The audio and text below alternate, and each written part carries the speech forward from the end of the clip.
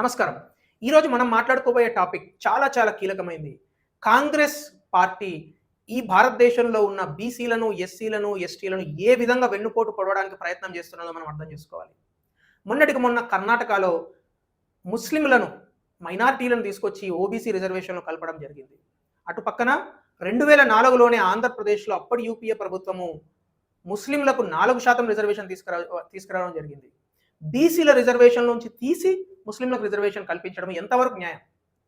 దీన్ని ప్రశ్నించరా? బీసీలు, ఎస్సీలు, ఎస్టీలు దీనిపై గళమెత్తాలి. కాంగ్రెస్ పార్టీ చేయబోయే మోసాన్ని, చేస్తున్న మోసాలను ఎండగట్టాలి. ఎందుకంటే ముస్లిం సంతుష్టీకరణ కోసం, ముస్లింల ఓట్ల కోసం వాళ్ళు ఎంతకైనా తెగిస్తారు. మొన్నటికి మొన్న వాళ్ళు తీసుకొచ్చిన ఏదైతే మేనిఫెస్టో ఉందో ఆ మేనిఫెస్టోలో మొట్టమొదటి పాయింట్‌లోనే చాలా కేటగారికల్‌గా రాసి ఉన్నది.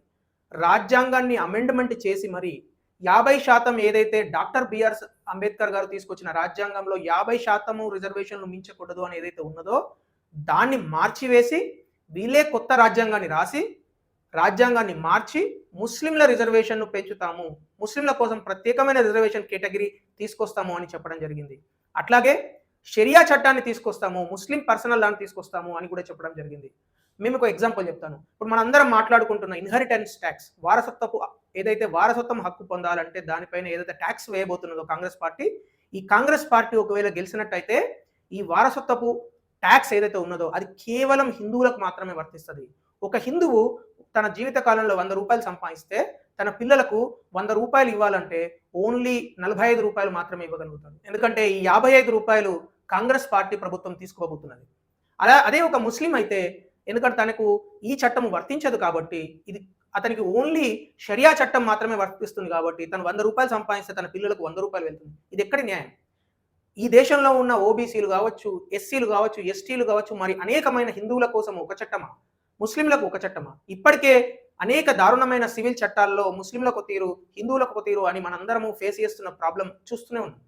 కానీ ప్రత్యేకంగా ఈ మేనిఫెస్టోలో, ఈ దుర్మార్గమైన మేనిఫెస్టోలో వాళ్ళు చెప్పిన విషయాన్ని మనం కనెక్ట్ చేసి చూసినట్టయితే 2వ పాయింట్, 6వ పాయింట్, 7వ పాయింట్ ఇవన్నీ కనెక్ట్ చేసి చూసినట్టయితే మనకు అర్థమవుతుంది. దొడ్డి దారిన నేను ఒక చిన్న ఉదాహరణ చెప్తాను.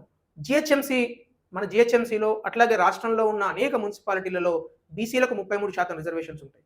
ఈ బీసీలకు 33% రిజర్వేషన్స్లో ముస్లింలను చొప్పించడం ద్వారా ఒక్క జిహెచ్ఎంసీలోనే 50 సీట్లకు 31 సీట్లు ముస్లింసే అనుభవిస్తున్నారు.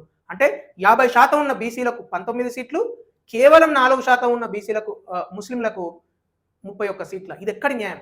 ఇది కాంగ్రెస్ పార్టీ కుటిల నీతి కాదా? కాంగ్రెస్ పార్టీ మన దేశానికి పట్టిన దరిద్రం కాంగ్రెస్ పార్టీ. దయచేసి మిత్రులారా అర్థం చేసుకోండి. బీసీ, ఎస్సీ, ఎస్టీ మనందరం కూడా, బహుజనులు అందరూ కూడా ఈరోజు మేల్కోవాల్సిన అక్కర ఉన్నది.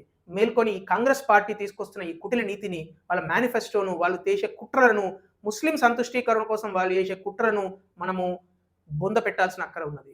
కాంగ్రెస్ పార్టీని పాత వేయాల్సిన అక్కర ఉన్నది. దయచేసి మిత్రులారా మేల్కోండి. కాంగ్రెస్ పార్టీని తరిమేయండి.